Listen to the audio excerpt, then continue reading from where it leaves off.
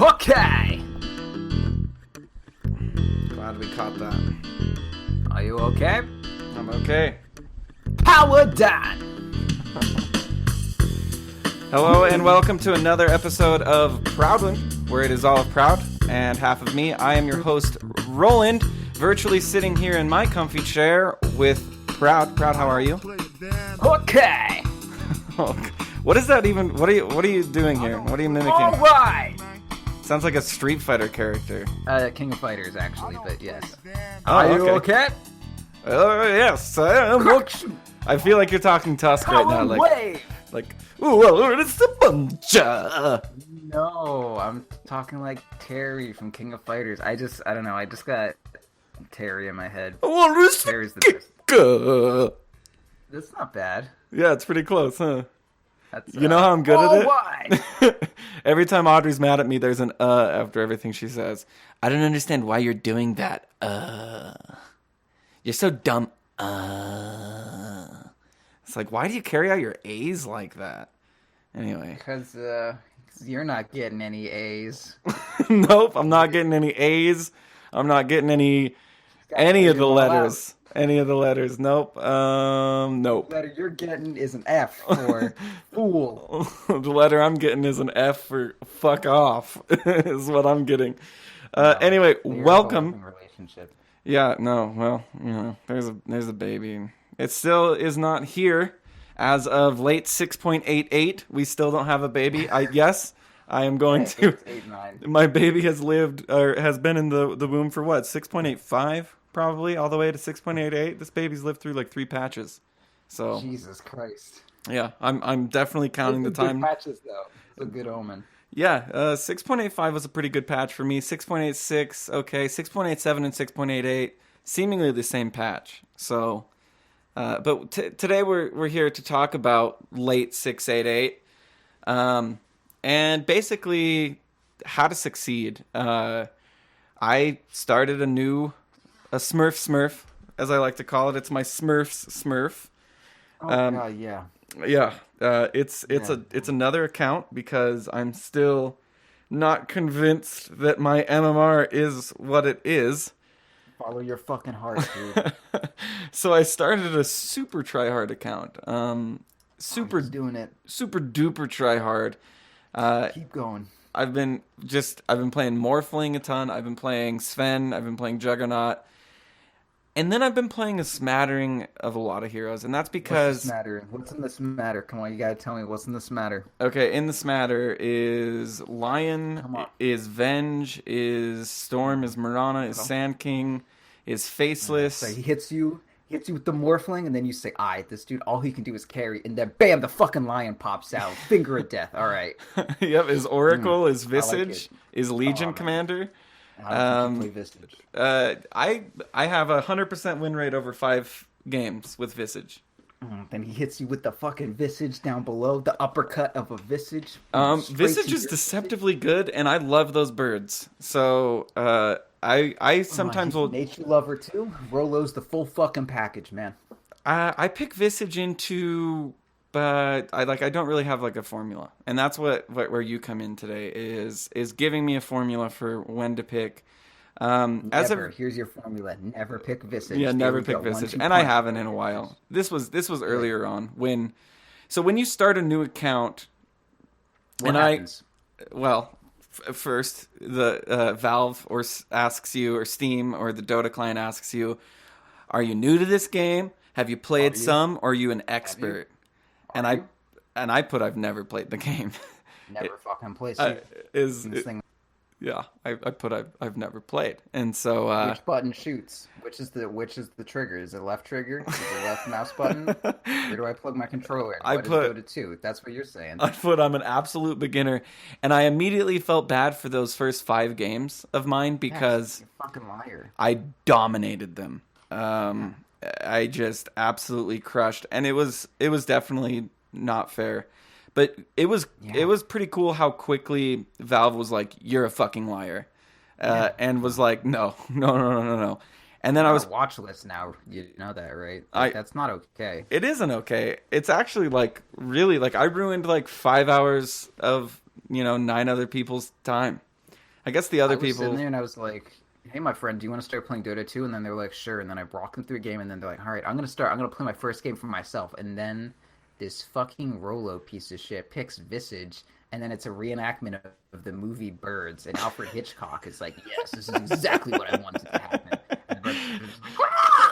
And then that person's like, "I'm never playing Dota 2 again." I may have. And then they play League of Legends, and that's who we have hosting our show. Thank you. I hope I didn't convert anybody over to that side. No, I'm but... sure you didn't. I don't think you have that much power. I don't think I do either. Most of those games were Morphling, and honestly, my Morphling has gotten so much better by playing on this other account. So strong on the morph. You gave me a really funny tip on Morphling when starting, which is 420. You said for morphing. That's outdated now. Oh, After is that the morph outdated? and base damage nerf, I just don't stop. You know, I'm glowing. Oh, you go straight green. edgy? I'm glowing green until I'd start taking damage. Okay. It's like if you are full morphed and you're still pressing it, it won't consume mana. You'll just glow green, so you can just be like, "Hey, yo, Yeah, I know. I green now." This is this green guy. I have taken your 420 morphing by heart, and what we mean by that is morph to 420 health while in fountain at level 1 on Morphling. It gives you somewhere around it gives you like 56 base damage, I want to say. Bassy puts you up to 63. So Yeah, maybe. I'm pretty sure it's 54 or 56. I'm not 100% sure. I play a ton of Morphling, so. Just a little side note, when you morph Agi, it does make you green. So, like, if you're going green straight up to the 420, I feel like that is a lot to do with, it's like a very strong reference. Yeah, you said 420 blaze it at first. You're like, just 420 blaze it. And funny enough, that is something that even in a state where it was legal, that is something Proud is not, that doesn't do. Proud is of the opinion of staying sound in mind, as am I, and that's how you beat Ursi. You know, that's why Proud is higher MMR, and it's not like a stance, you know. I don't think it's a stance. I think it's just what is it? I just don't smoke weed. I mean, like I can. Yeah, I guess it's recreational in California now, huh? Yeah, I guess so. I don't know. I don't. This isn't really a. No, I didn't mean to take the conversation here. It's just that was the. Anyone was wondering. I'm not much of a toker myself, I will say. I've got nothing against 420 Blaze It, but I'm not I've either. got something against everyone, so I mean. Dude, I've never been more sober, mentally, physically, metaphorically in my fucking life than I have been lately. I am on high alert, and I've been playing great Dota because of it. I will say that I've never played better Dota. I've never felt better about my Dota play. I've never implemented more ideas to my Dota playing. I think it has a lot to do with recording a show with you once weekly. It also has a lot to do with Open Dota and Dota Buff. It also has a lot to do with me watching every replay of every game I play after I'm done, whether it's win or loss. Proud of you. And I go to the kills, and I go to when I'm killing people, and I go to when I die. And it's a murder watcher. Yeah, I mean, I need to know. Okay, did I just like sloppily get a kill, or was it calculated? Like, did the kill just basically present itself, or did I do something that helped me get that kill? Did I obviously I did something that helped me get the kill, but did I do something intentional that was skillful to get the kill? Right. Or you're Will Gramming yourself. You go into the replay and you look at it and you say, "This is my design," and then you fucking go through it. I do that. Anyone who's watched Hannibal, because that show is fucking incredible. Yeah, no, I've only heard good things. That would be Probably Denny that you would have to talk to about Hannibal. I have not. Oh my god, can I? Dude, Hannibal is so yeah. good. He's seen every episode out so far. I've seen Silence of the Lambs, and I've seen Hannibal. I haven't seen the movies still because I need someone They're very excellent. Cute to show me the movies. They're not actually. I don't think they're the best movies to do that with. Actually, I mean, what? They're not like the cuddle, snuggle, cover my eyes type movies. They're actually like psychological thrillers. that I don't know why you thought that's what I was going for, but Like you said, I usually, you take I'm them. a prickly pear, motherfucker. No, I know you're a No, I fucking don't know. I prickly just pear. like human beings. You're one of I those don't know. exotic fruits at the grocery store that nobody buys but looks at and is like, that's interesting. Like, I don't want it, but that's interesting. Yeah, that's thank you. That kind of brought a lot of things into perspective. No offense. I mean, you're just super expensive. You know what I mean? Because you're Yeah, no, and they're just like, will it be worth it? Like, is this like I don't want to spend a lot of money on biting into it and then be like, this dude is just like all he likes is rolling on the ground, and I don't know about this anymore. And I'm like, watch me play Dota, and then they're just like, let me get out of here. Okay, No. I have to find something real quick. Or unless you have it in front of you, I haven't laughed out loud at a tweet in a really long time until I saw your tweet today. I don't even know what it was. Oh, the Elliot Smith one? No, this one.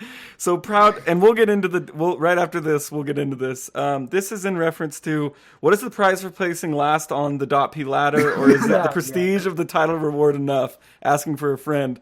Proud replies, someone dresses... I think I laughed over you. So someone asked what the prize is for last place. First place. Or for last place? Yeah, for last on the ladder. I thought it was first place. Last place is a very different prize. Okay, so this would... Proud misread the tweet. This would actually be what is first prize for being on the ladder. So TC Slayer, this is what... I can put myself like I'm Piccolo from Dragon Ball Z, and then we can just do it twice. But Proud writes, someone dresses me in lingerie, bakes me into a cake, mails me to your house, I pop out and criticize your item build.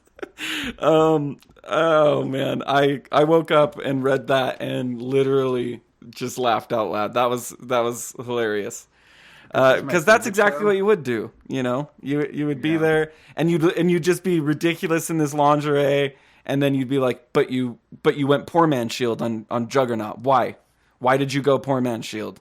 Well, unless they were mid, but if you're safe playing, it's like what? What the fuck were you thinking? Oh my god! Yeah, like you're gonna.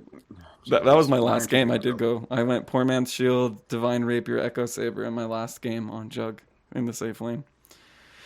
But that is because I am God. Yeah, I'm not gonna touch that one. Do you notice how much energy I have right now? Have you noticed that? I noticed. Yeah, I can sense it. What's going on? Oh, I'm just trying to have a positive outlook on life. No, I've been really shit at taking care of myself lately, so I did fucking clean... Well, I didn't clean my room. I just looked at my room and I was about to clean my room. I was like, nope, did not do that. Took out trash and shit. And exercised a little bit. Bought some pizza. My homework that I thought was going to be due got delayed, so I'm... trying to get back in it. You know what I mean? Nice. Yeah, what type of what does Proud do when he exercises? Don't fucking grill me on this, dude. What does Proud do when he exercises? I'm just curious. I used to do a lot of taekwondo, so I just like go over like exercise and that sort of stuff, and I have some like small weights and like cardio stuff. Oh, dude, I can fucking tell, dude. I could see the stance when we were in Seattle that you were definitely well trained. I didn't want to say anything, but.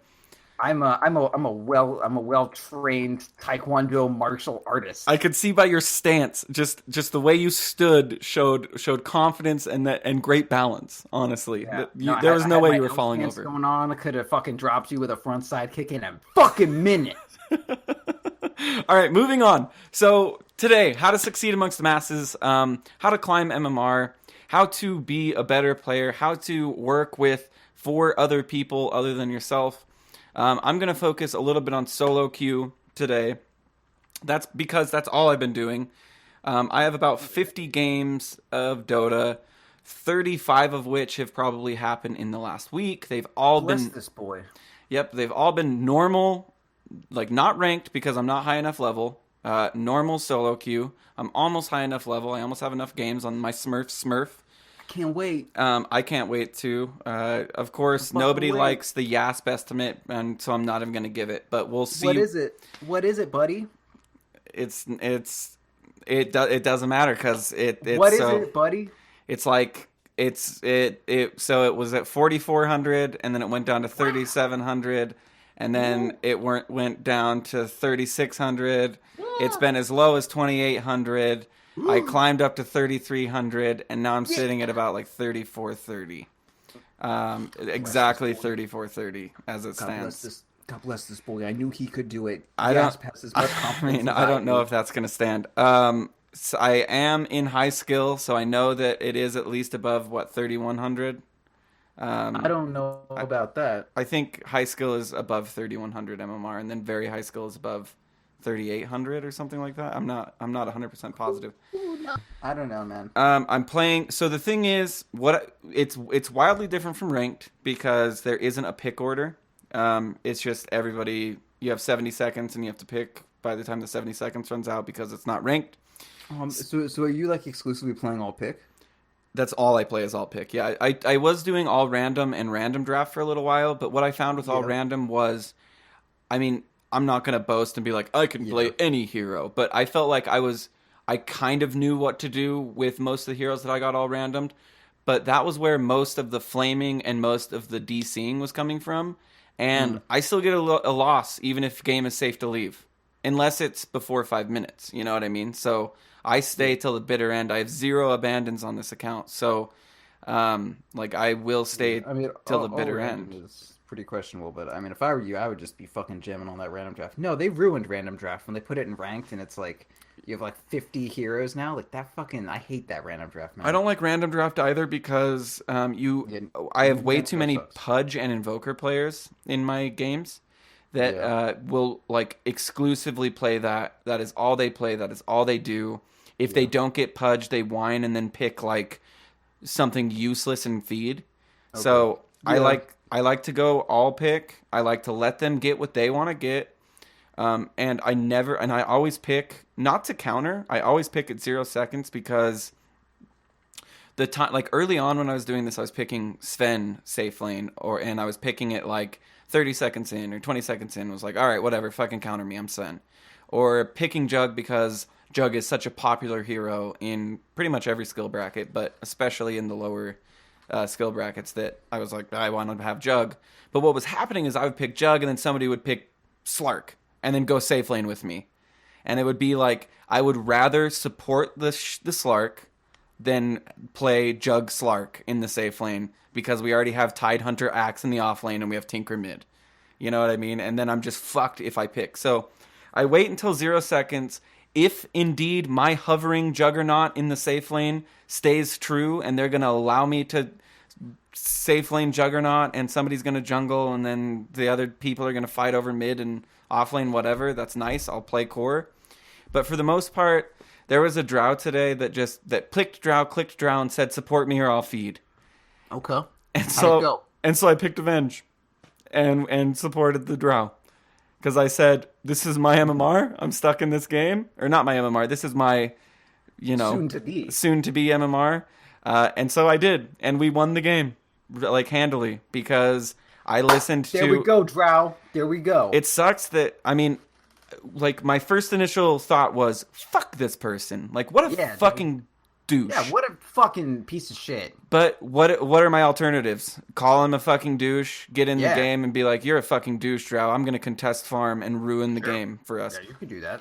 Or I can just pick Venge. I can do my damnedest. I can buy wards. I can place them. And then hope that this Drow doesn't suck. Whatever. The game went well. We won. And that's the risk you take. But, I mean, that kind of leads into my questions, which have to do with the pick phase. I think this is going...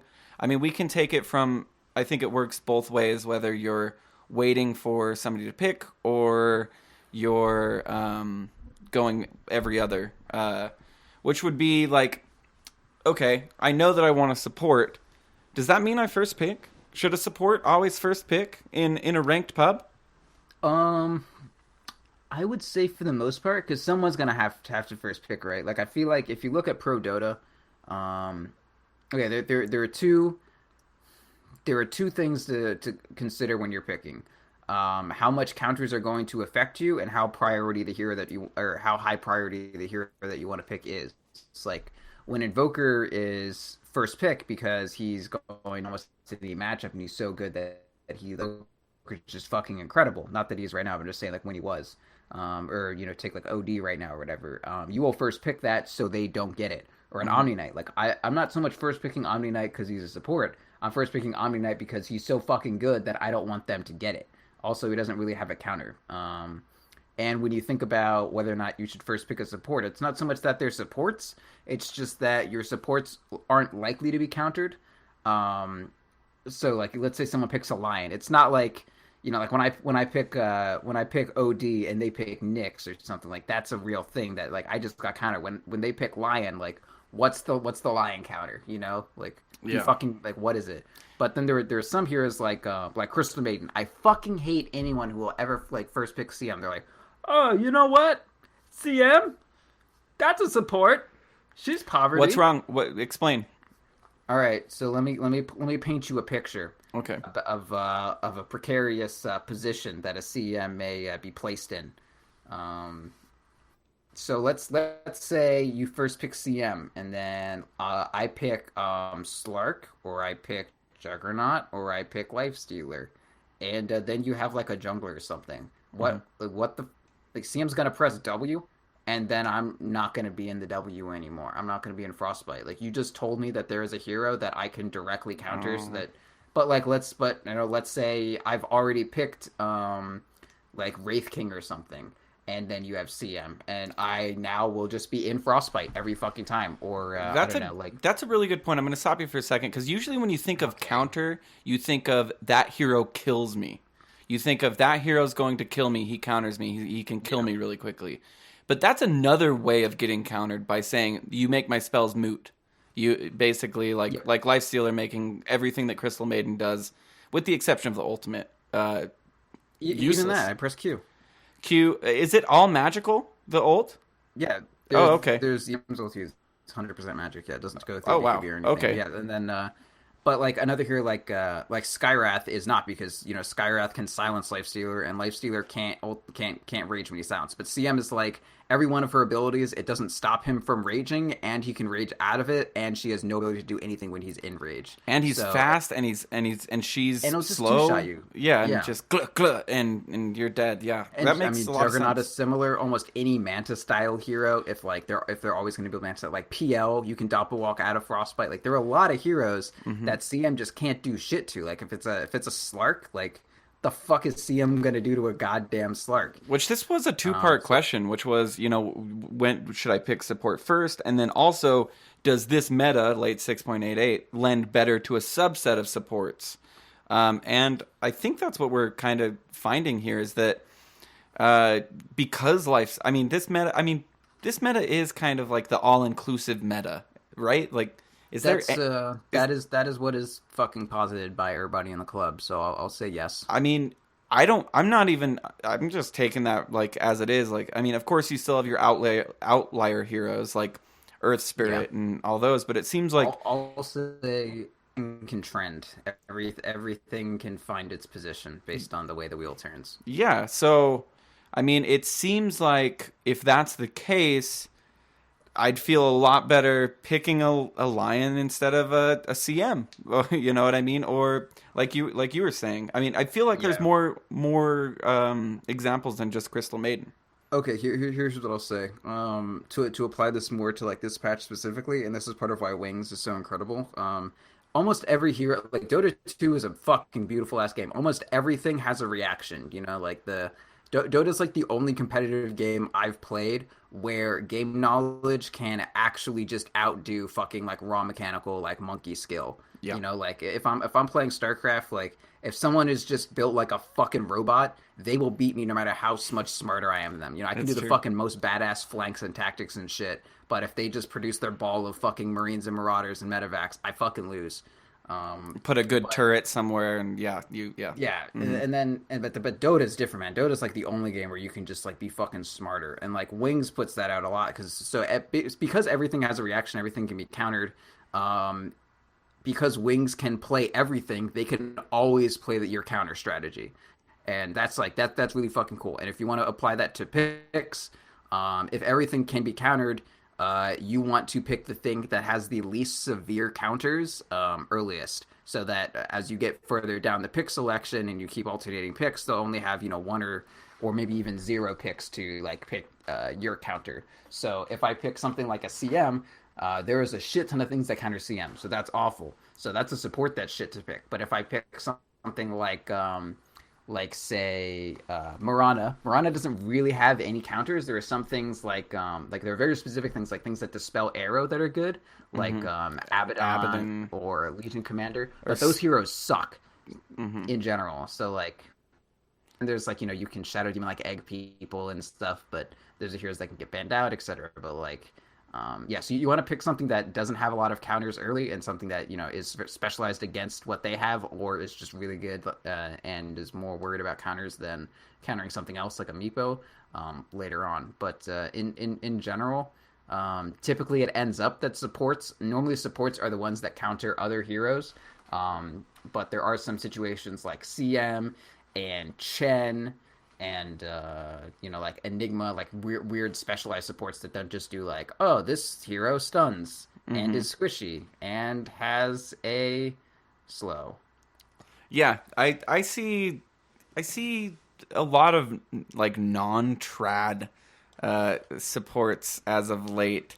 I saw the PA support for the first time recently, the roaming PA support. Yes. And I've got to say, huge, and I know that this is because of all the nerfs. I don't know, maybe this would have been better, back when the dagger was already like crazy range at level 1, but yeah, it was. It was just basically like a limping PA the entire game. It was like it wasn't even a support. It was just a PA that wanted to be a real PA, but decided I'm never gonna be a real PA. Yeah, it was just a PA that missed all their last hits. Yeah, it was just a PA that was sad the entire time. Everybody felt for the PA. Every time you saw the PA buy wards, you were like, ooh, why?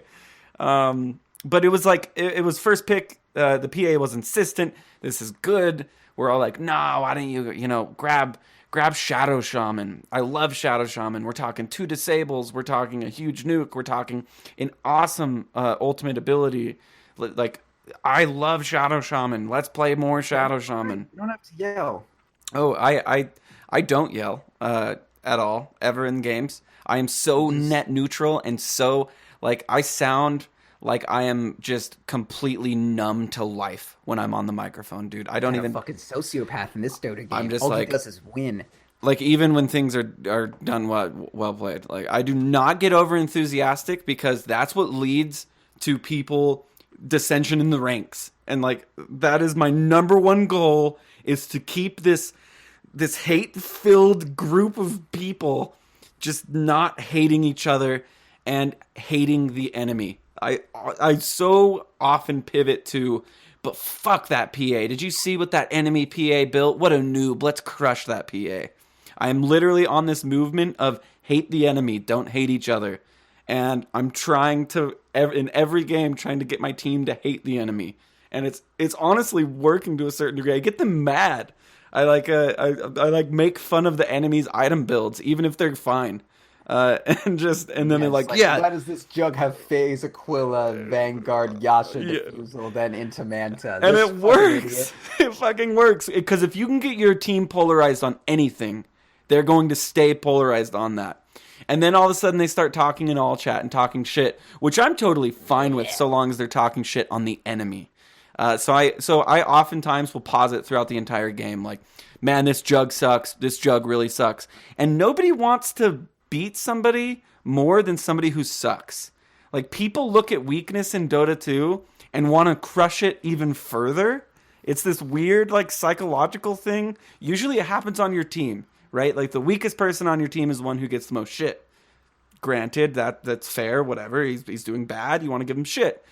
But if you can pivot that to the weakest person on the enemy team, then they just want to kill that person. And they just have that hate that they were going to exude onto your team toward the enemy team, which is where the hate should be placed in the first place. This has been my goal. Bullying Roland. Oh, I do, if it's to the other team. I would much rather have hate toward the enemy team. People talking shit. Anyway, we'll move on from there. It's working, though. This is an ugly side of you. No, I think this is a good thing. I hate your enemy. If you're going to hate anybody and you're going to get mad and you're going to say things are bullshit and you're going to talk shit on the people that are actually beating you. Don't talk shit on the people that are trying to win. Let's all show up for 2 minutes hate where we rally against Goldstein. Okay, so I want to play carry, and this is something that I think we saw. I have a cousin named Carrie. Oh, nice. I like Drew Carey. Okay. Wheel of Fortune. Yeah. He's pretty good. My favorite show for Grandpa Roland. I have that with my morning cup of coffee. Good to know. Yeah. Good to know about this. And The Price is Right. Sorry, Wheel of Fortune's my other favorite show.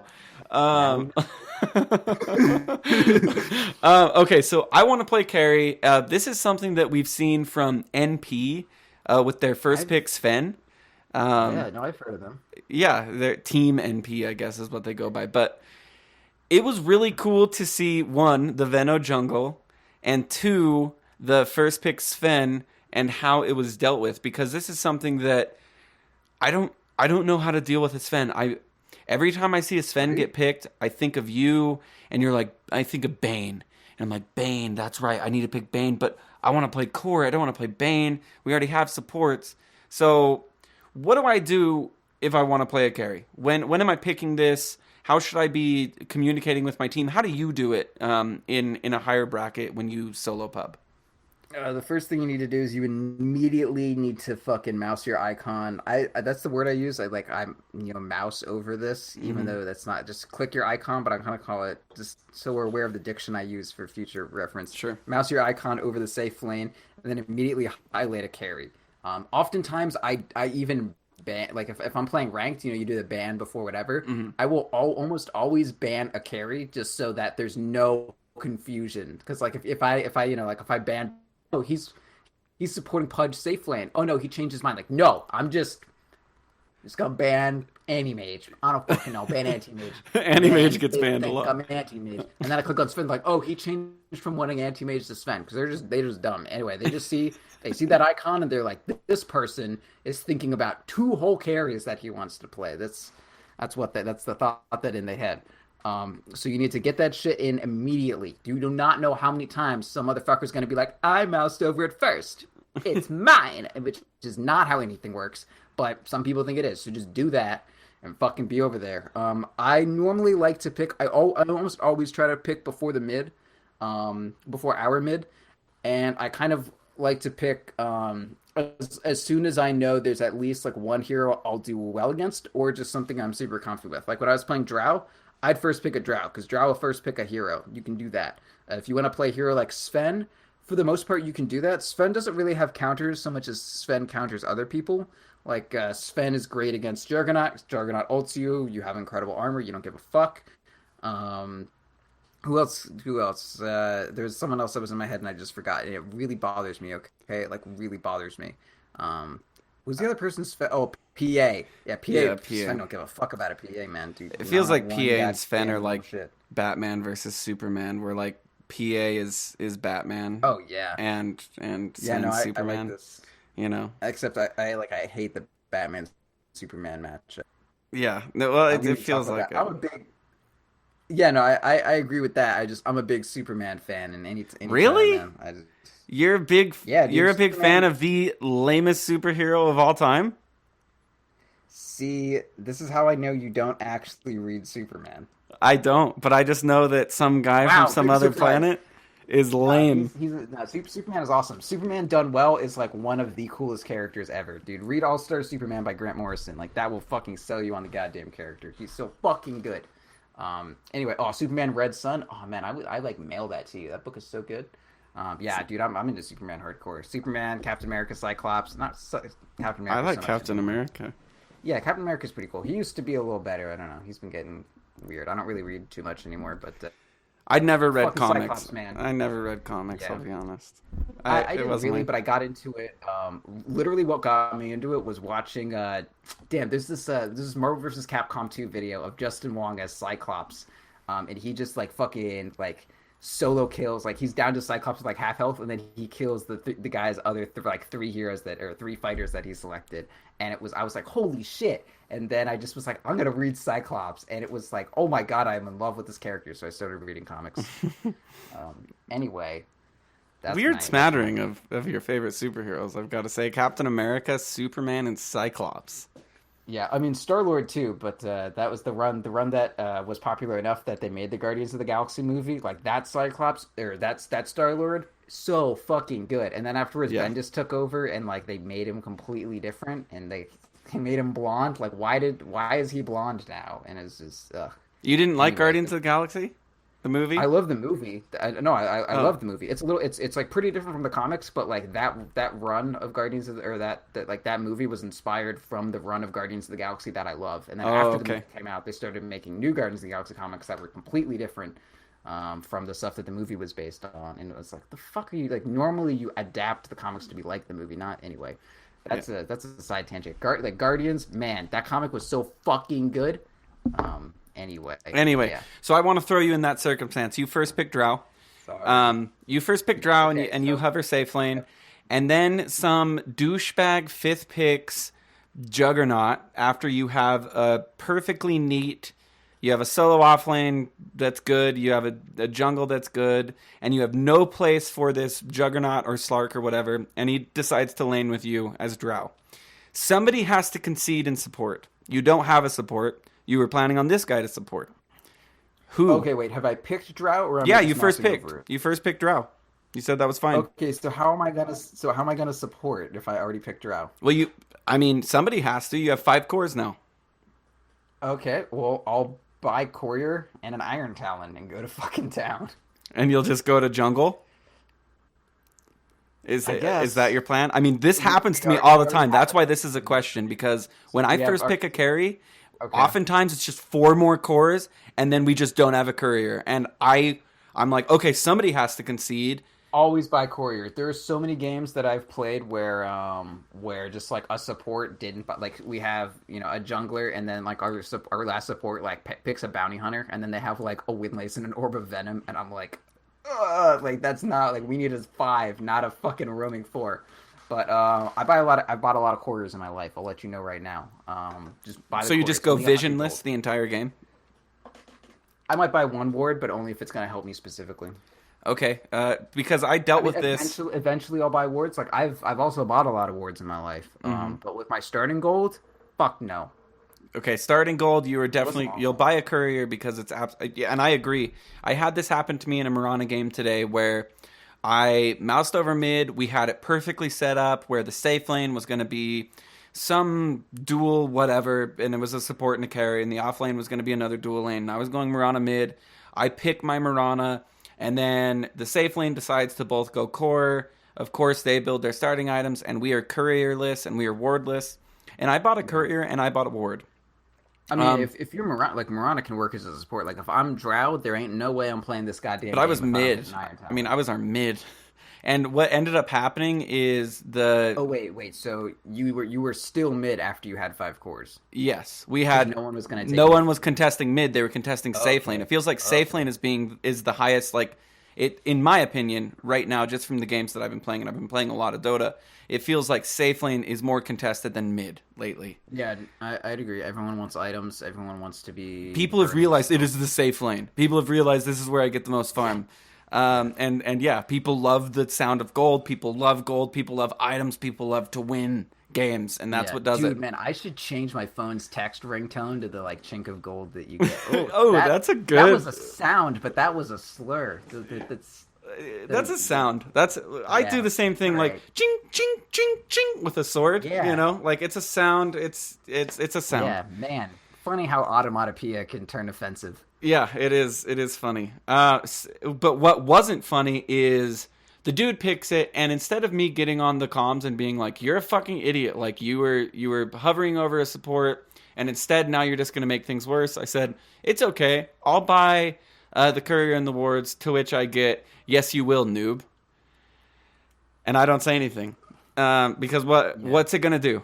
What's it going to do? What I do is I mute the person because I don't want obviously communication is not going to work between me and this individual for the rest of the game. So I mute the individual. Correct. I buy one ward. Jesus said, turn the other cheek, and that's how we play Dota 2. I did turn the other cheek. I didn't lash out because I don't have some like I don't know, some biblical need for vengeance if we want to keep this illusion shit going on. Yeah, I don't like need to fill my day with arguing with people on the internet, I guess. So I bought a ward. I bought a courier because I knew I would want my Bassie soon. I knew I would want a bottle. I knew I needed a bunch of shit. And so I was like, whatever. The courier is cheaper than it has ever been. It's 100 gold.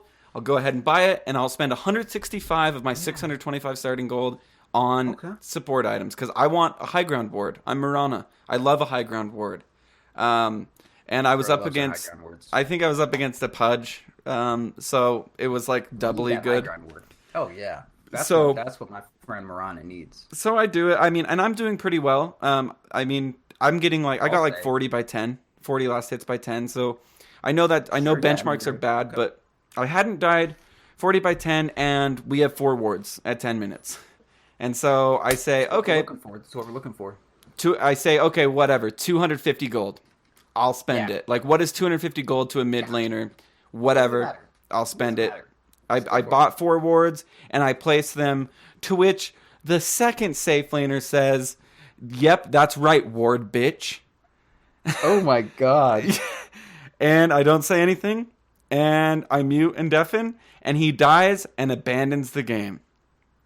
Yeah.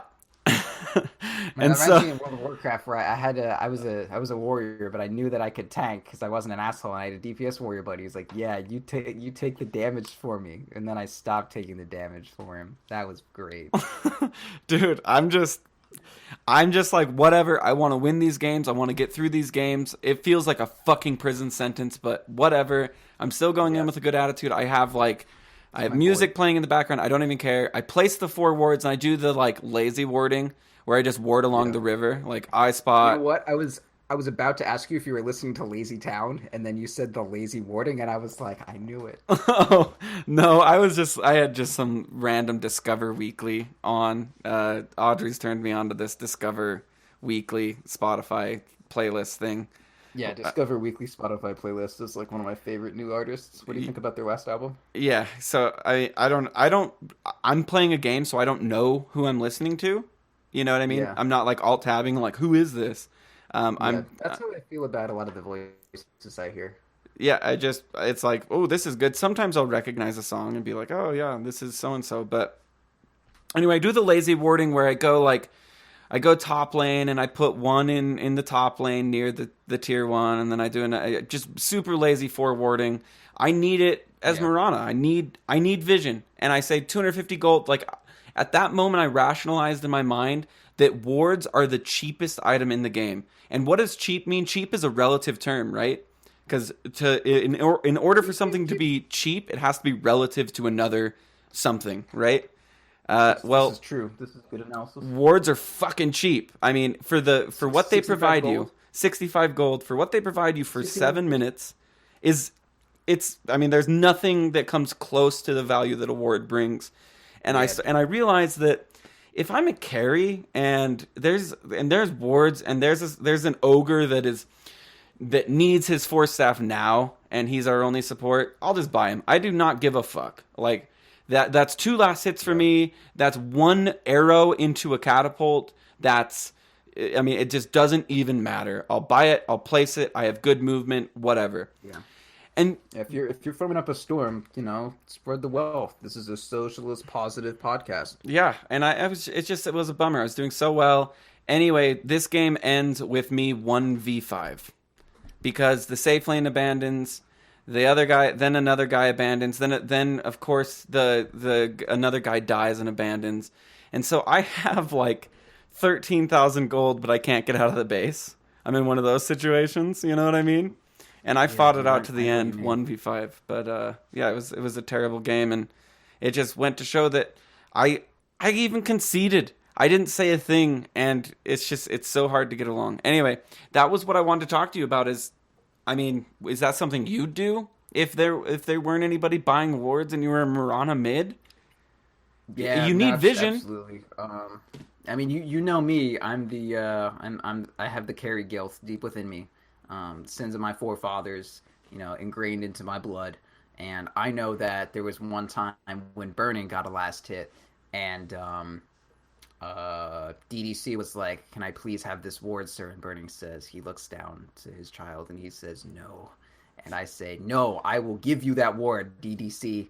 From a past life, you will have this vision bestowed upon thee by my farming fury."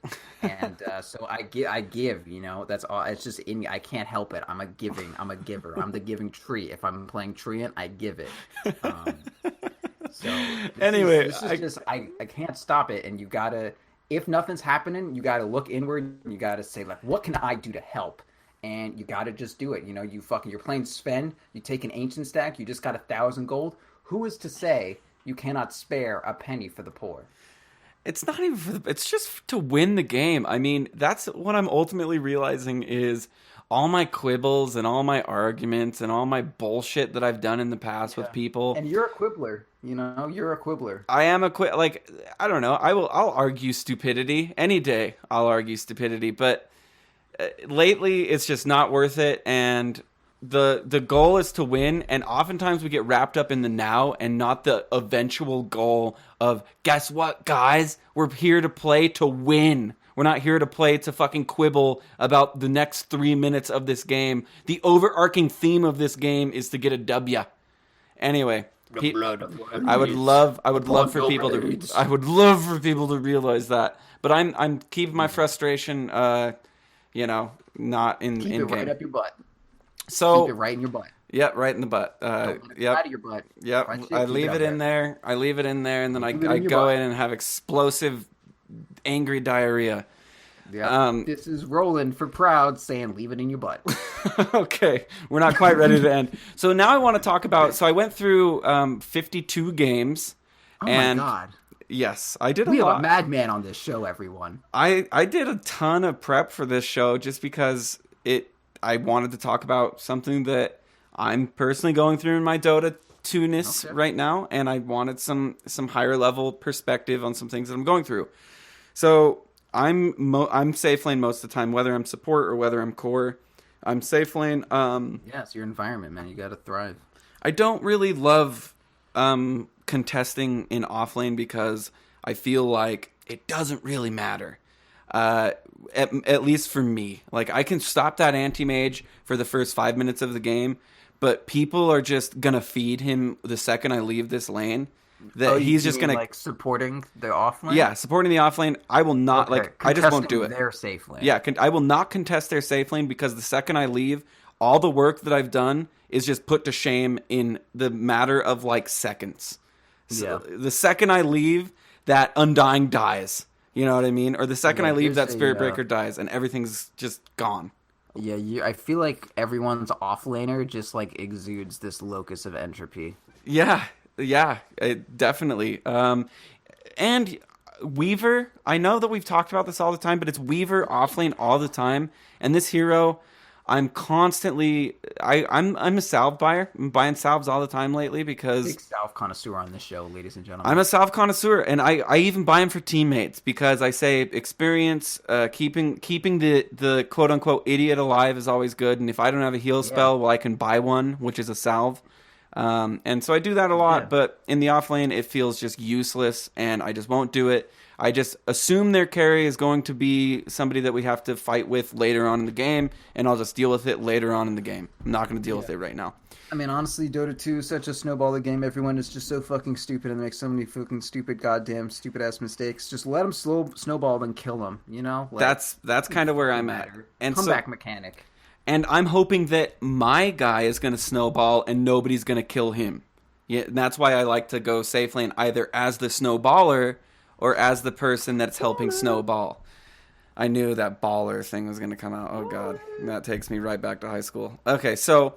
my memory of the word baller is hearing Artosis and Tasteless say, "What a real nerd baller," like every fucking second. Nerd baller? That shit is like 2011 vintage shit. No, more like 2010. It's like 2010, yeah. 2010 is when I really got into that. Okay, so here are the situations that of the 52 games that I've played so far on this account. Mm-hmm. I did a cursory overlook, and what I found in most of the games, because when you click on a game, you know how you remember it completely. Like you go to Dota Buff and you click on the game, and you're like, "Oh, this game when the thing happened in the there."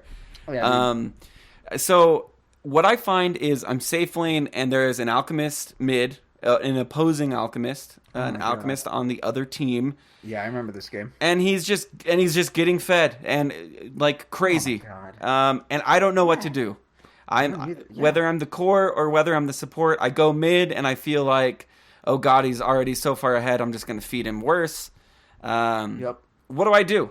I mean, first thing you got to do, type out in allied chat, he big. Okay, he big. I've typed it.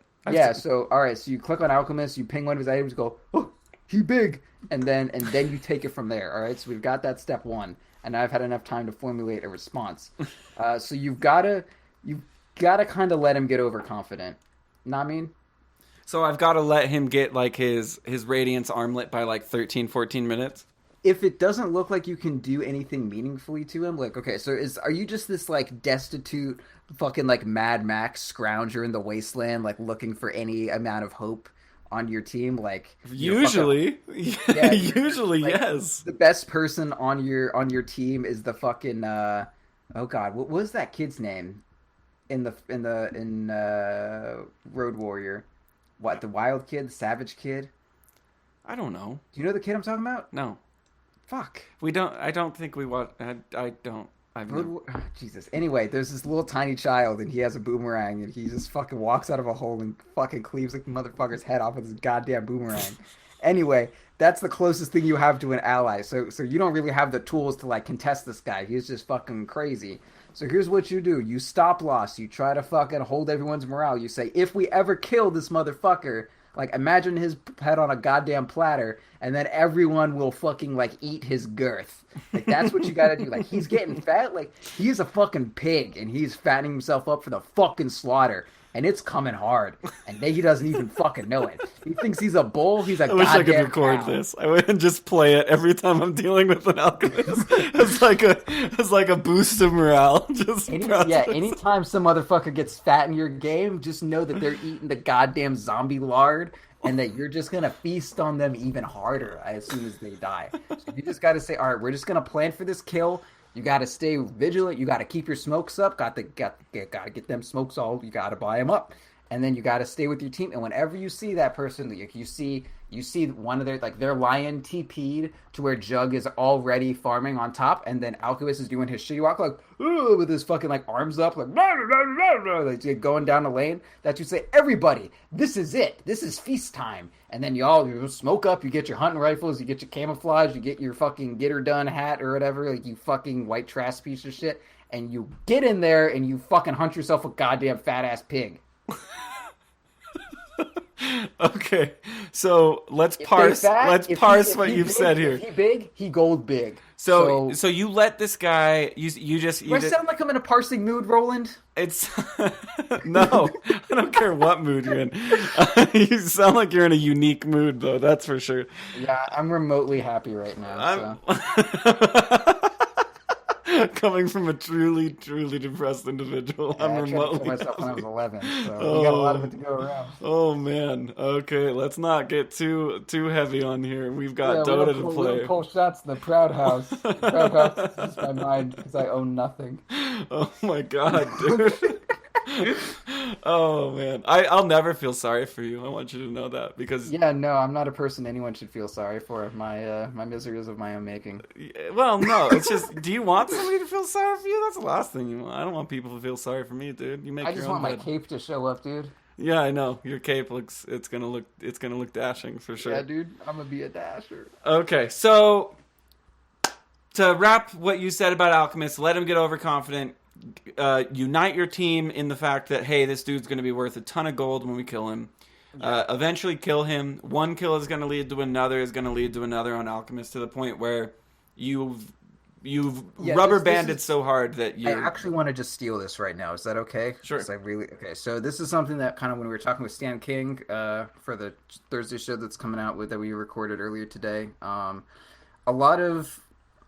I see this a lot in Pro Dota and in a lot of matches. Like, no match is unwinnable. There are a lot of times where I'll see, even specifically like when I saw when Banana Slammer Jammer Dammer was playing the Flatline Special. which if you are a listener of Theorycraft Thursday or a follower of my illustrious competitive Dota career, you would know is this like aggro tri-lane with like Pugna, Dazzle, Undying, and then like me playing Lone Druid in a safe lane, then our mid is like a DP, like super push, you know? We have 0 lockdown on our supports. Our best lockdown is Entangle. And then maybe we have like a silence from a Death Prophet or something, like super fucking like all in. If this goes to late game, anyone buys a BKB, we can't do shit about dick. But I've seen him run that with, instead of the Lone Druid, he had like a fucking Abaddon, like the worst iteration of this team possible with no scaling. And like they fucking won after being down like 2 lanes of racks. I've seen EG have their late game be a Lone Druid with like a Sand King off lane and like a Puck mid. And they're like beating a team with a Spectre at, you know, like 70 minutes. And that's not just because they're better. Just the other team's like, all right, yeah, we have farm advantage. We can just walk up, and they just use their fucking spells well. Like there is nothing in Dota 2 that can compensate for just using your goddamn spells correctly. And that's it. Like you can snowball off of fucking anything in this game. All it takes is like one pick out, one what the fuck ever. Like this game is so fucking snowball. You can have the worst goddamn team composition in the fucking game, and then Stan King will walk up to you and say like, well, team composition doesn't really matter so much as just like, you know, getting early momentum. Like in any lineup, you can just see like, what if our early game goes well? Like you can be completely hard countered, but like hard counters don't really happen until like the game starts going. And like, what if we get a kill here? Like then what if we get another kill? Then it just keeps going. Like snowball, you can fucking always snowball. And if anyone has a shit ton of momentum, like the snowball doesn't dissipate when you fucking stop it. It just starts rolling the other direction just as strong. Not just as strong. A little bit falls off after you shoot a fucking cannonball at the snowball, but it's still gonna go.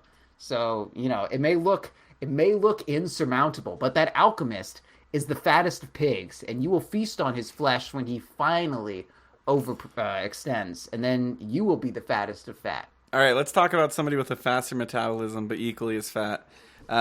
So I'm playing PA in the safe lane, and in the opposing safe lane is a Sven, and he is free farming, and it is obvious, and we're not doing anything about the ancients, and it sucks. Oh my god, what am I gonna do? Shit. Proud, I've got you on the line. It's phone a friend time. I'm PA, I'm doing well, but this Sven might be doing better. What do I do? Okay, well first, he big. Yep. Faster metabolism, but he's big. He big and lean now. Mm-hmm. Okay, so with something, okay, it is kind of hero specific. With Alchemist, you got to kind of catch him when he overextends. Sven is normally not going. If a Sven is playing correctly, Sven is going to wait for the shit to happen, then counter initiate, blink and all that shit, or wait for the setup. But you know, there's a high chance that Sven is not going to play like that, and maybe he gets overconfident and the fight starts and Sven goes in immediately and just thinks that, you know, he's the fucking talk of the town. But the main thing is you can kind of wear out almost any hero that isn't Slark. Everyone's abilities eventually fall off, and you're especially if you're dealing with the melee carry, your ability to fight people who are not next to you is probably going to be very similar to their ability to fight people who are not next to you. Nukes are strong all game long. Don't let anyone tell you that that magic damage falls off in the late game. BKB shows up in the late game, but magic damage, I mean, it kind of falls off in that people's health pools are better, but it never falls off in the way people like you to think. Magic damage, and until like pipes come out and that sort of thing, it's always going to do, you know, like the same damage it did at level 1. Physical damage is going to do less damage as the time goes on. People will start doing more physical damage, but, you know, armor increases, evasion comes out. But that's a trait that is fairly unique to magic damage. Is it's pretty much never going to be doing like less damage. It's never like, oh man, this guy just doesn't even take any magical damage anymore. It'll matter of fact maybe do more damage with the whole 19 int equals 1% thing. Yeah, I mean, definitely do more than it used to. But it's like magic damage is super strong, you know. Like a Sand King, I don't care what stage of the game it is. I don't care if you have like fucking 5k health. If a Sand King gets like a 3-man ulti, I mean, obviously his damage doesn't go through BKB. Sand King, you're not going to say like he doesn't scale as well as Face's Void. But if you're looking at a team fight, like a Sand King ulti is going to change a team fight every stage of the game. If a Void isn't fat as fuck, like he might just not matter. Okay, I need to stop, and I will get us right back on track. Okay. When I was casting the in-houses this last Wednesday, I said, Proud, thinks Me. that Sand King is the best hero in the game, to which Yeah. everybody said no. No, he doesn't. No, he doesn't. Yeah, no, Sand King's the best hero in the fucking Thank game. you. Okay, so what we're talking about, Sven, he's free farming. I'm PA. Magic damage. Back to it. Okay. Thank Yeah. So if you're dealing with a hero like Sven, and I would extend this to most carries that aren't Slark and maybe that aren't even ones that are PA. You need to be able to like bob and weave super well. And this is something that you comment on when you see me play PA or Tiny. Like the way you gotta play it. If you can't out man fight someone, and Sven is good because no one can out man fight him. Ursa can't. Lifestealer can't. Fucking nobody can out man fight Sven. You need to just avoid them as much as possible and wait for them to run out of steam. Like if you can be up there and then like Magnus throws a shockwave on him and then you fucking blink back and then just like keep pulling in a bunch of different directions, like eventually the enemy team is going to become disorganized. Yeah, there's a decent chance that you may just fuck up and Sven will just like not get hit for a little bit, then he'll just like blink and stun two people and kill him. But like sometimes you lose games of Dota too. That's just how it fucking works. But the best shot you have when you're down is to do rat shit like Alliance. You just fucking go somewhere, kill some fucking creeps, get back, push the lane out really hard. We had a game earlier that we won, or the fight was only good because I was like ratting to like kill, like they were pushing and I was ratting, and then one person started TPing. I ratted until their TP finished. I blinked back and then I TP. Back to base, and it's a 4v5. You got to do shit like that. You got to pull them all around these crazy positions, and you got to do that envy thing where if you're super far down, if you are losing a game of Dota that everyone understands, turn the game of Dota into a game that no one understands. Never actually engage them up front. Some real fucking guerrilla tactics shit. You got to play the kiting game. And it's if you've ever played Sven, like how hard it is when no one is actually like going to challenge you to or a when you're chasing fight. And you're hitting E and you're like, come here, I'm gonna get you, and they're like, no, dude, no, I'm not gonna fight you. I know you're stronger than me, and it's like, no, I'm not. Come here. And it's really easy to abuse low MMR team, or just like in general, like they probably won't call it back if they're ahead and you're doing a bunch of like weird shit and you're not really engaging them head on. Like they're probably gonna never say back. They're just gonna keep doing stupid shit, and then eventually be able to pull them apart. Like the key. Never engage them up front. That's all I can tell you. Just don't engage them up front. Use your spells well. Do not assume any of your spells are getting worse. They may be, but that's not something that you can like afford to think. Like your spells are good. Everything is fucking valid. All that shit. Have good spell usage. Don't let them have good spell usage. That's all Dota 2 comes down to. It's just whether or not you use your spells well. Okay. Slark is everywhere, dude. It's fucking Slarknado time. He's got a goddamn Shadow Blade. Nothing to do. I'm just getting picked off. I'm going top. He's there. I'm going bot. He's there. I'm going mid. He's there. He fucking has 30 Essence Shift. I fucking hate this hero. What the fuck do I do? Tower's gone.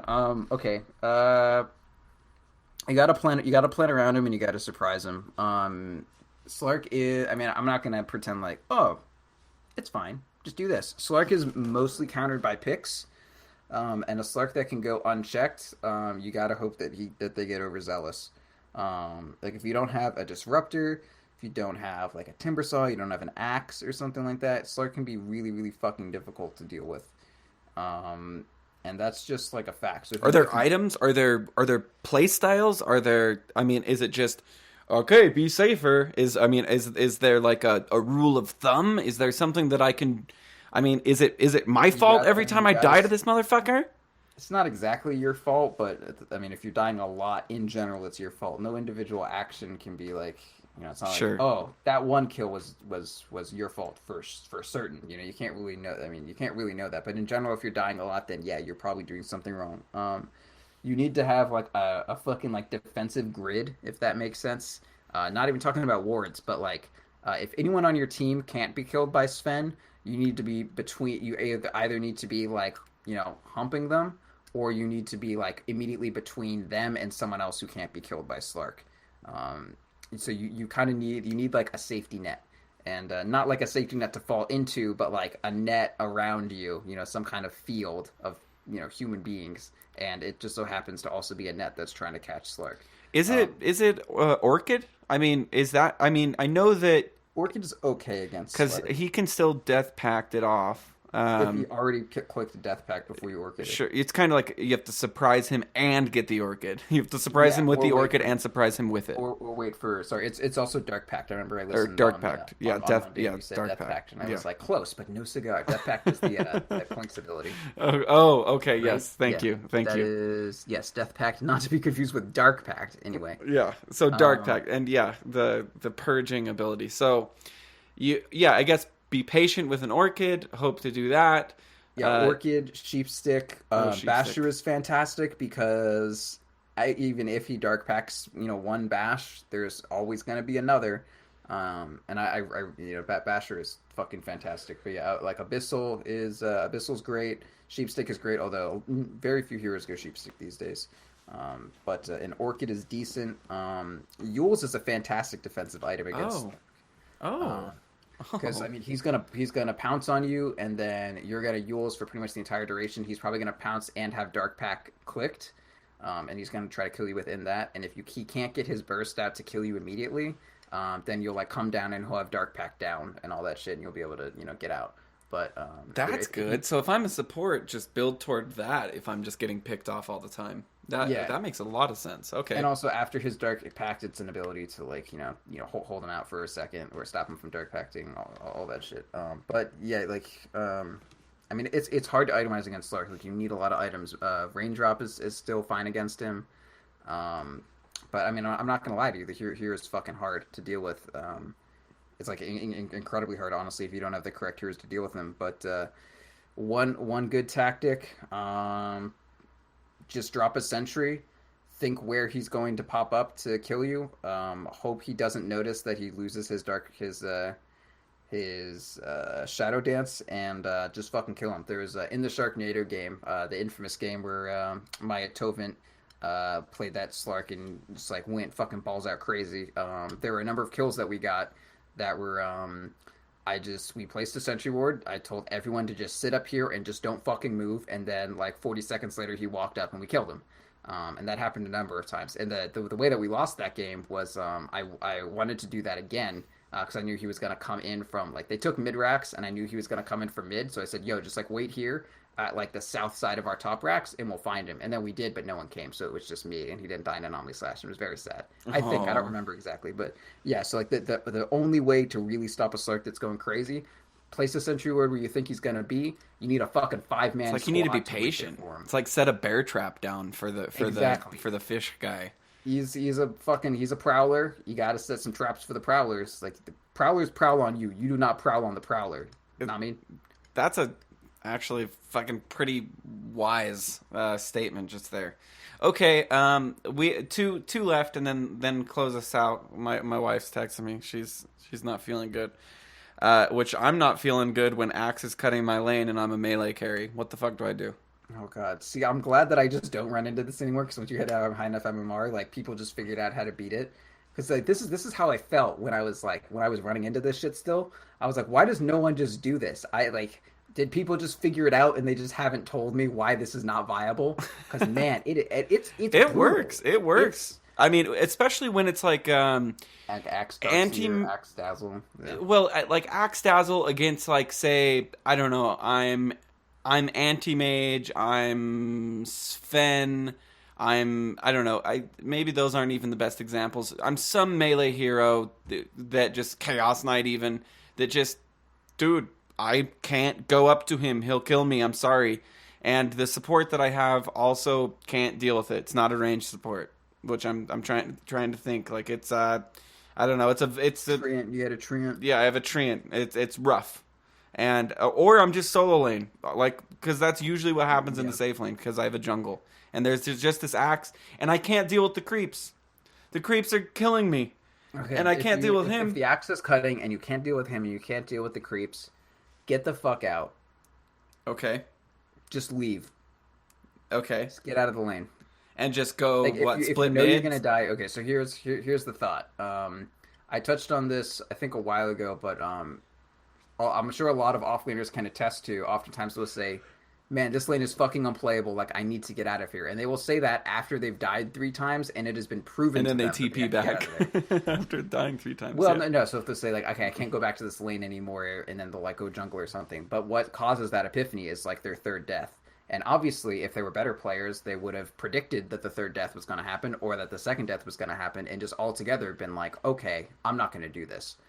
And you deal with everything in Dota that way. If you need to wait until it has been proven that that was a bad idea, like, okay, so let's say we're going to engage in a team fight. What's better, engaging the team fight, losing it, and saying, man, we shouldn't have gone for that team fight, or this team fight, like, we can't team fight into them after winning a team fight, or being like, we can't team fight into them, and then just not fucking team fighting into them. Obviously, not like being aware of your weakness and not testing it out to see how right you are about how fucked everything is like that's not ideal. So if you know it's too much to deal with, a lot of this is like you're painting me impossible scenarios, and the answer is to avoid them. Like, if you can't deal with a fucking farmed ass Sven, don't deal with a farm ass Sven. I think that is the theme. I think that is the theme. Is just so, you could just be like, oh, just don't engage it, and that could answer pretty much. Pretend it doesn't exist and wait for it to kill itself. But I can give you one that my issues. I can give you one that you do have to engage. But finish. Okay, well we'll do after. Yeah, I'll finish this first. Mm-hmm. But so if that's happening, like, just go somewhere else, or just fucking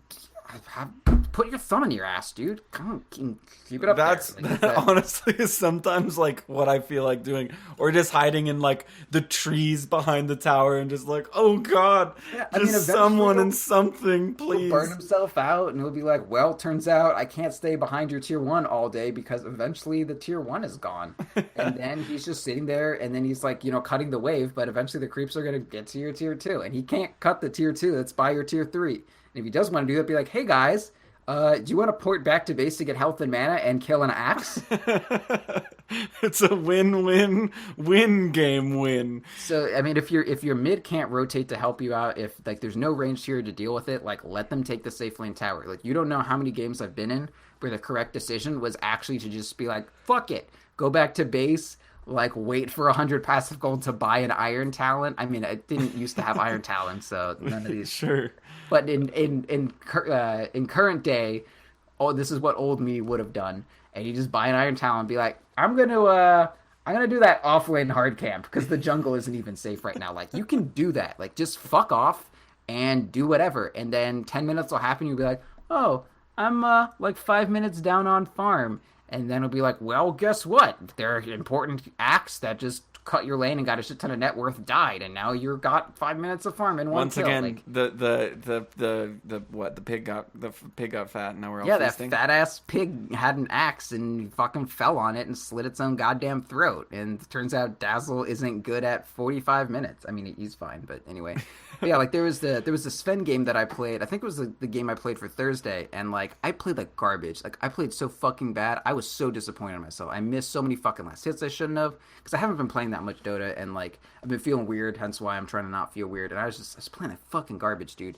And yet still at like 30, I think like a bad benchmark, but like it is acceptable to have your full your full 6 slot to the not 6 slot so much, but like you don't have room for a TP anymore because you have like BKB and Daedalus and like the Echo Saber and the Blank and all that, and like that's there's a phase on Sven when I have my items that I just don't have a TP for a very long time.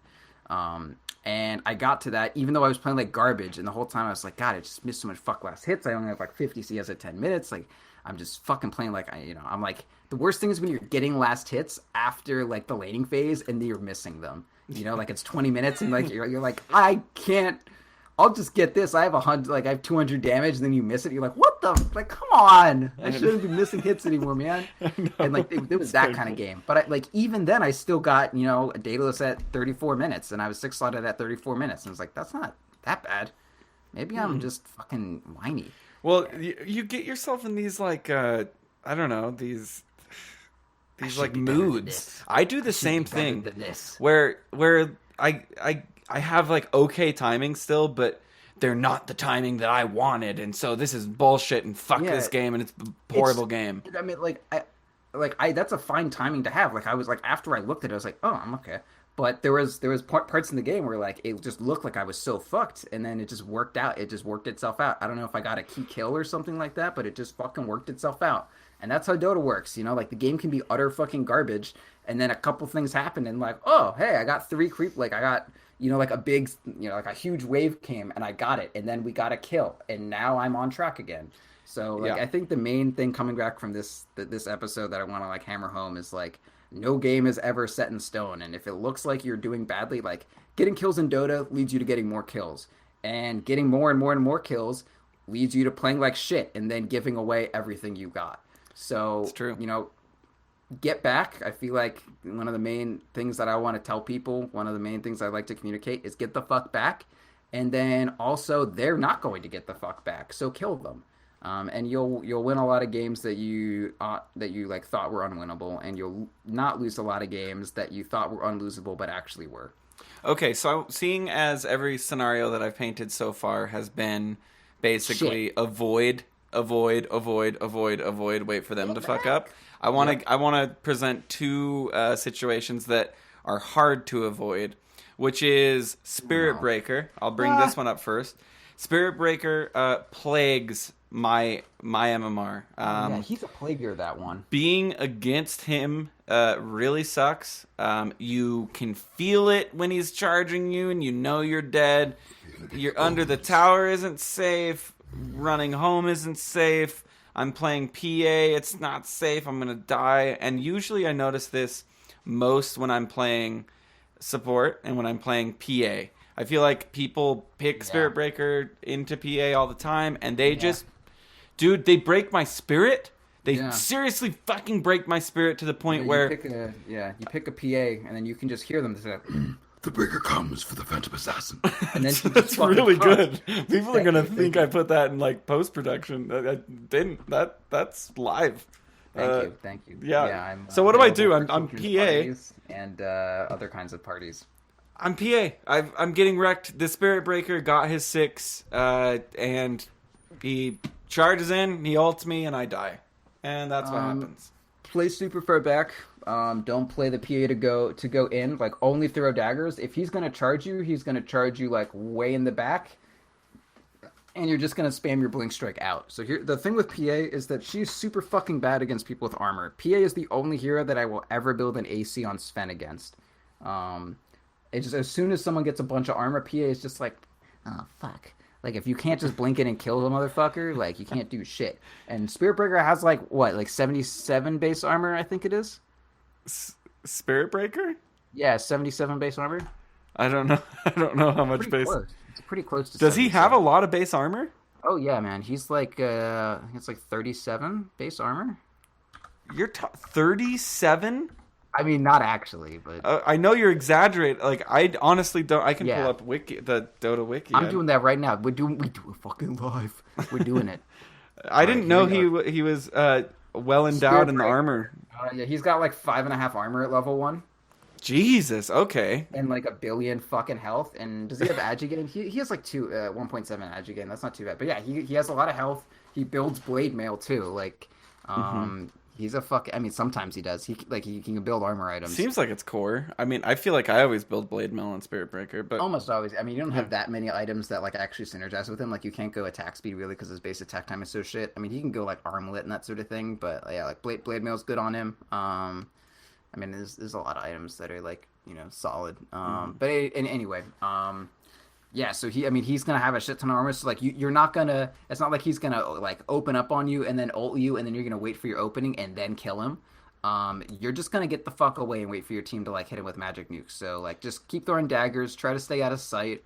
And if he does charge you, like, just try to blink the fuck away. He's not gonna have anything for you after he charges. I mean, he's gonna have his ulti. But if you get your blink out before his ulti happens, you're in business. If you get your blink out after his ulti, you're in business. He's going to do that initial burst of damage to you, but you have evasion, right? Like, if you're against Breaker, this is one of the few times where I think I wouldn't actually go up to 2 points in W. My build for PA, for the most part, since I go Vanguard, is I max Q, one in E, one in like dodge, one in the blink strike or whatever, And then I like to get my Blink Strike to 2 points, and then I get my dodge up to 3, and then finish maxing Blink. But I think against someone like Spirit Breaker, where the crowd control is BKB piercing, and based on whether or not he's hitting you, getting more evasion is almost like, you know, getting passive BKB, right? Okay.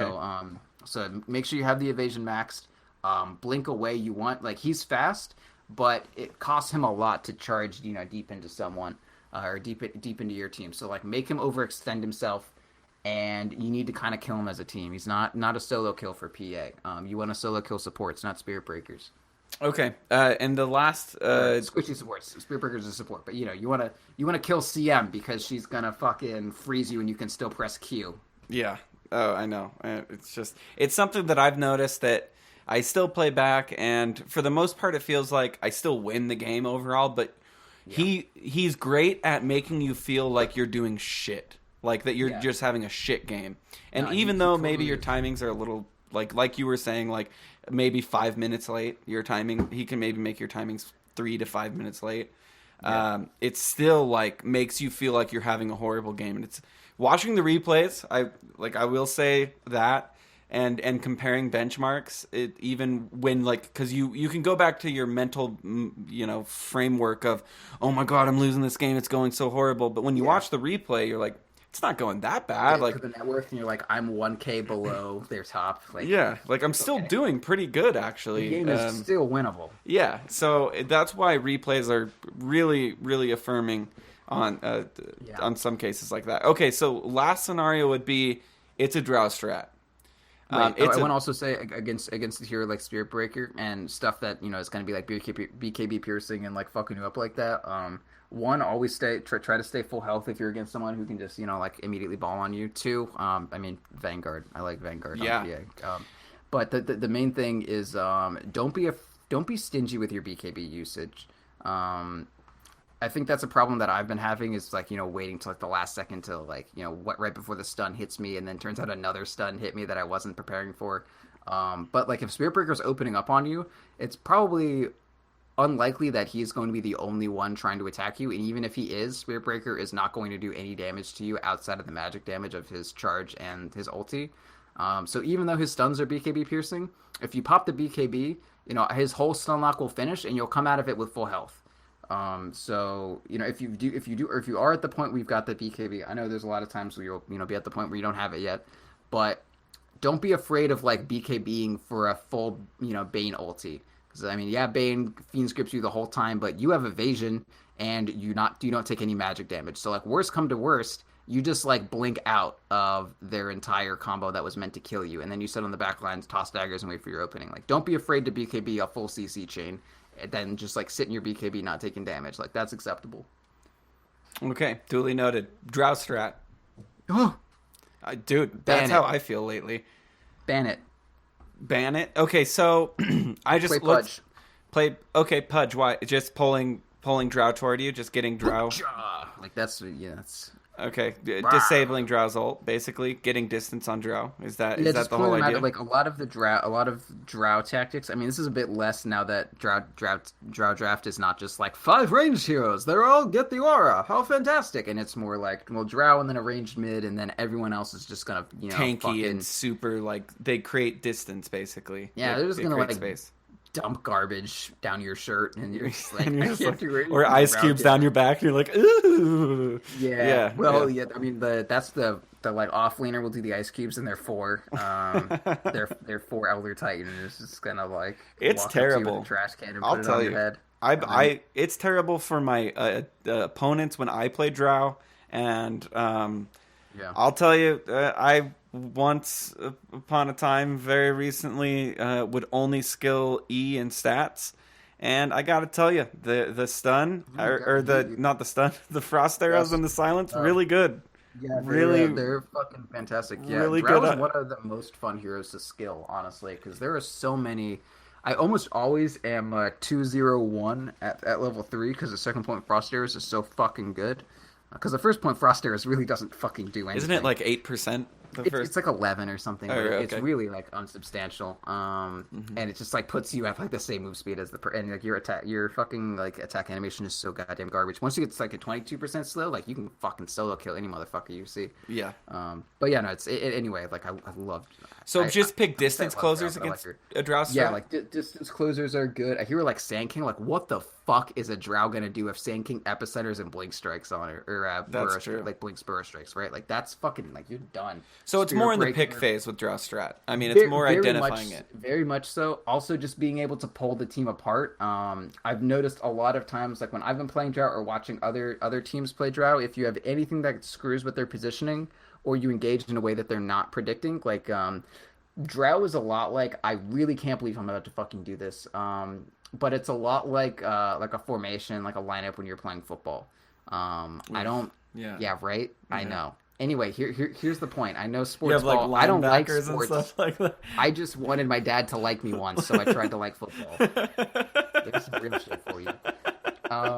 So the way you've got it, you got the QB, the quarterback, and he's gonna like go back and he's gonna like throw the ball, and you've got people like you've got your offensive line, which is all, like they've got their line that's trying to fucking go in and kill your quarterback, which is your Drow, and you've got your line that's like, you want to be in the right position. If the idea of your play is you're going to throw the ball to the right, your fucking linemen are going to be like on the left side so they can like, be watching and bracing forward and all that shit.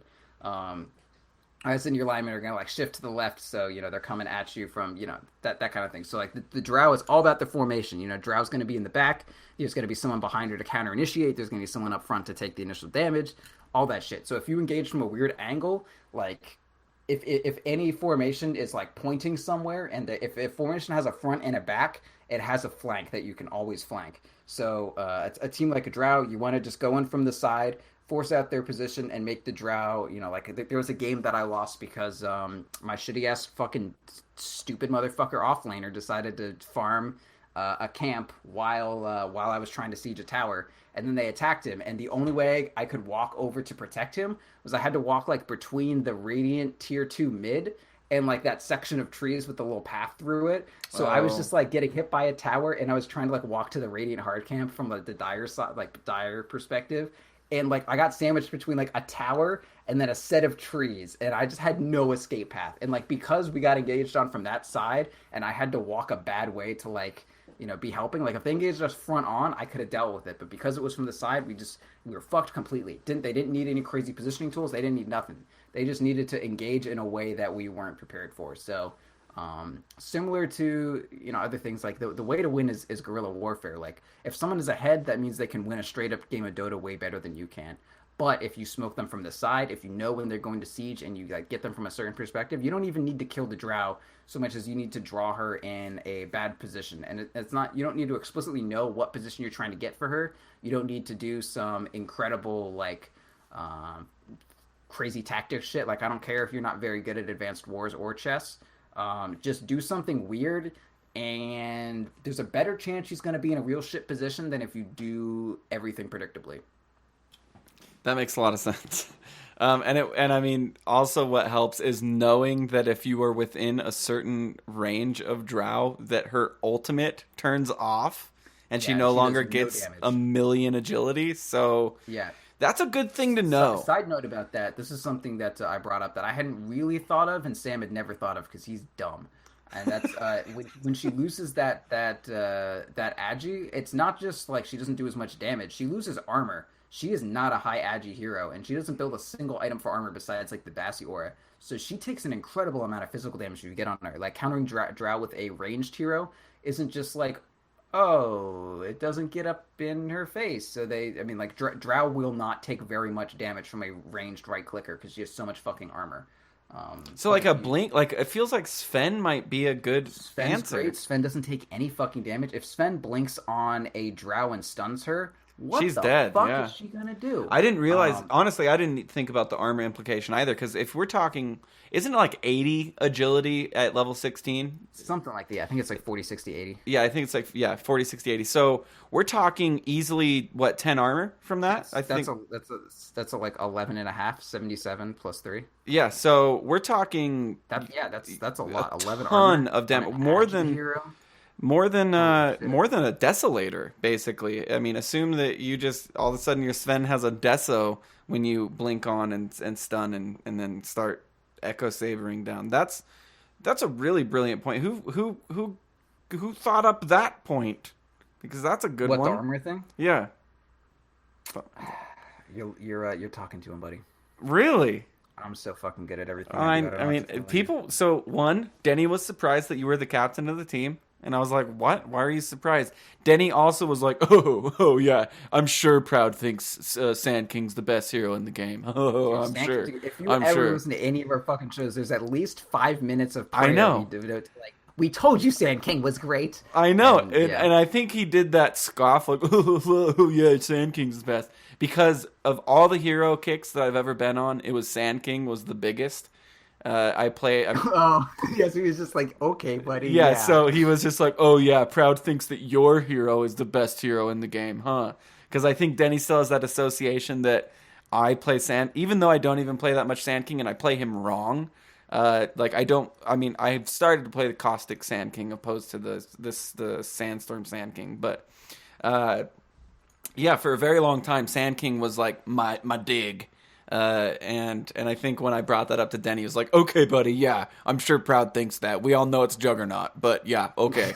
Okay, so side note, so I just made a drow and I gave her, she has Aquila, Treads, TP, BKB, Silver Edge, and Hurricane Pike, like some fairly basic, not seems like a items. Drow I'd see. She loses 50% of her armor almost. She's at 24 armor. She goes down to 13. So almost, it's like 47%, something like that, 45%. Whoa, an insane amount of her armor the second you disable it. So yeah, she takes way more fucking physical damage. So Bounty Hunter, I never understood why Bounty Hunter was a good counter to Drow, but I mean, as far as like leeching, Bounty Hunter can just kind of be like, I'm really good at just standing places. And just a good angle of engagement with Bounty, and just like being near her. Yeah, Bounty's decent, for sure. I've always heard pick Bounty into Drow, and I never really understood. I was like, but Bounty's just gonna blow up to Drow. But it makes a lot of sense with getting the position, getting the track, getting the Shuri, getting the Janata. All that makes a ton of sense. Anyway, this was your episode of Proudland on basically how to succeed. We brought up a few scenarios. The big takeaway, like Proud said, was just, I think it's just, you could even put a bigger umbrella, which is just play smart. I think that was the biggest takeaway I took was, you're up against something you don't know how to beat. Well, just play smarter. You know what I mean? I wouldn't so much as like I think the like a little bit finer is like nothing is insurmountable in Dota. Like we've all watched those games. Like nothing is fucking insurmountable. Like NP versus Wings with that Drow strat where it was like, what the fuck is happening in this game? This game was won. This game had a tombstone already.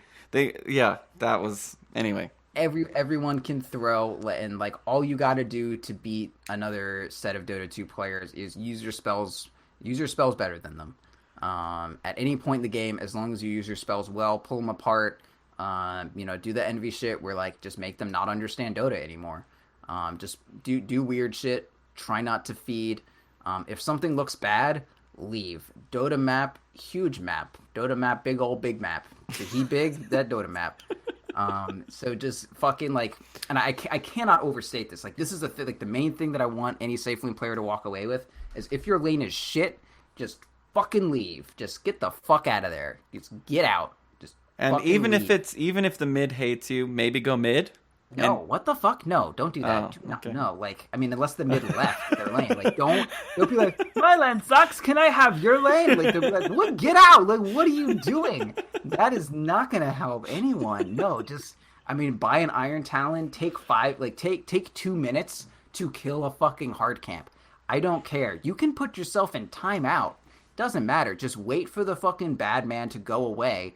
And for, Fairyland to be safe again, and then farm under your tier 2. Like, just do guerrilla warfare shit. Like, one of my favorite things to do in StarCraft was I would play, like, these multiplayer games, and I'd, like, just get totally decimated, but I would still have, like, one pylon somewhere on the map and a dropship, and I would just like walk around with my like 8 soldiers and try to just do as much damage as I can with just like my 8 units that I'll never have anything more. And that's fun as shit. Trying to optimize how little you have. Like play Dota like that. Like I don't have shit. I got fucked on in my lane. This sucks. Let's see how much we can fucking, like, I want to look back on this game and I want to say, like, we started from the bottom. Now we're here. Like, that's what you want to do. It's like, I'm so fucking destitute. I'm like this shitty fucking gutter cokehead, but I'm going to fucking make it. And then you'll be in a fucking gold tower by the end of it because that Pudge, that fat fucking pig alchemist shit on his own Dumbo and tripped and he died. I'm not gonna It fell apart at the end, I won't lie to you. It was good though. It was really good. Shit on his Dumbo and tripped. Anyway, you can find us at defenseofthepatients.com. You can also email us if you have to have any information. Please email us at defenseofthepatients@gmail.com. We will totally respond to your email. We will incorporate it into this show. Any questions, anything that you think hasn't been covered or you want to have covered, we would love to. Also, you can go to twitch.tv/.ptv. In-houses are over until 2017. But Proud will be streaming. I will be streaming. Ursi will be streaming. Denny won't be streaming, and if he is streaming, it'll be that one game, Elite Dangerous, that nobody wants to watch. Yeah. So maybe Denny will stream. Maybe Denny will show us, how good his jug is, which it is good. Props to Denny. Denny is definitely expanding his carry, and definitely Denny has pretty good decision making. I'll say that much. Watching some of his games, I've not only been watching my own replays, but I've been watching other people's replays, especially Denny's. Which one is Denny? Cyphus. Cypress. He's off Cypher. Oh, Cyphus McBinch. Yeah, Cyphus McBinch. Cyphus McBinch. Cyphus McBinch. My goal back. Oh, also, you're going to Boston here, December 5th through the 7th? If anyone has a ticket for Skrunk, let me know. Oh, yeah. Any extra ticket for a very good .p fellow? And my ride. Oh, and your ride. Are you driving? I'm flying. Okay, so I love Skrunk to death. My bear is named after him. I know, it's Sir Skrunkington, isn't it? Grand Spirit Skrunkington. Grand Spirit Skrunkington. Yeah, I like long. I tried to recruit Skrunk, and he saw right through it and was like, "Nah, school's more important." Like, he's not in school. Or nah, my life's more important.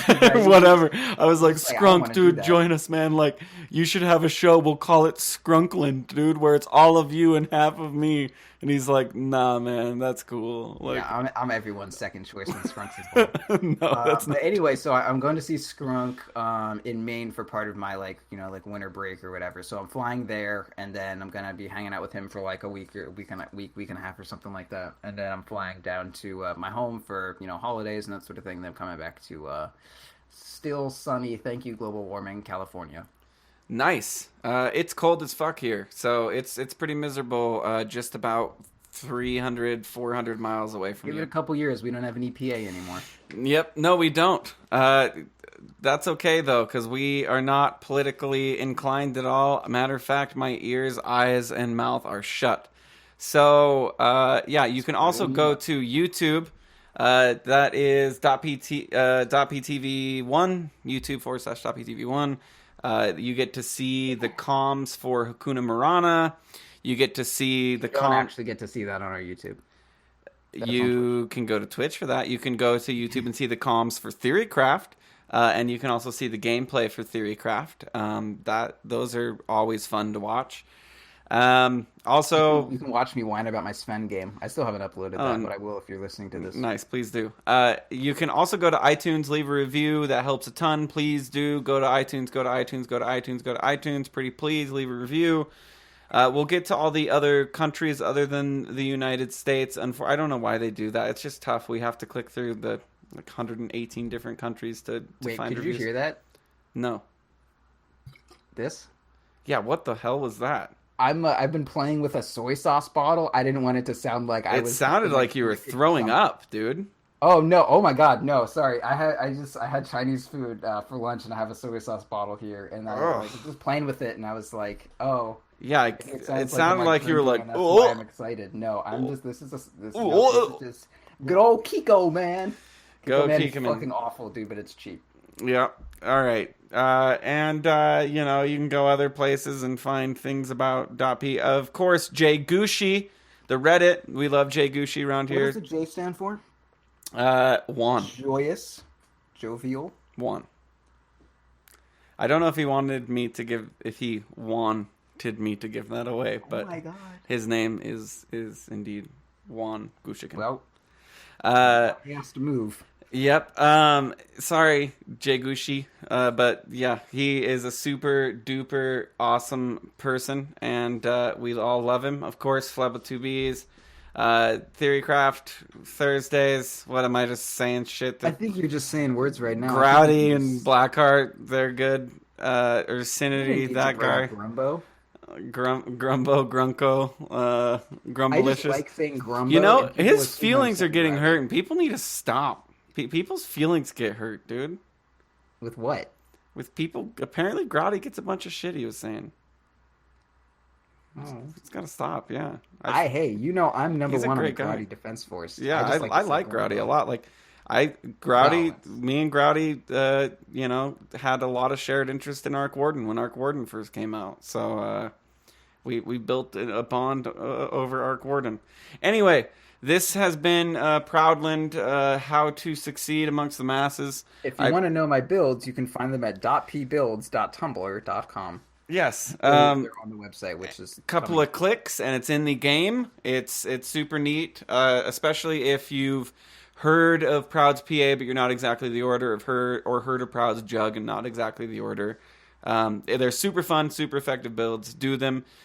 Anyway, this is Roland for Proud saying, keep it dude, in your butt. Keep it in. Saying, You don't have to say that. This is how you succeed amongst the masses In Dota 2, And- Valve's in premier Dota 2. MOBA game, boasting large prize pools and international tournaments. In Boston, December 5th through December 7th. Check it out.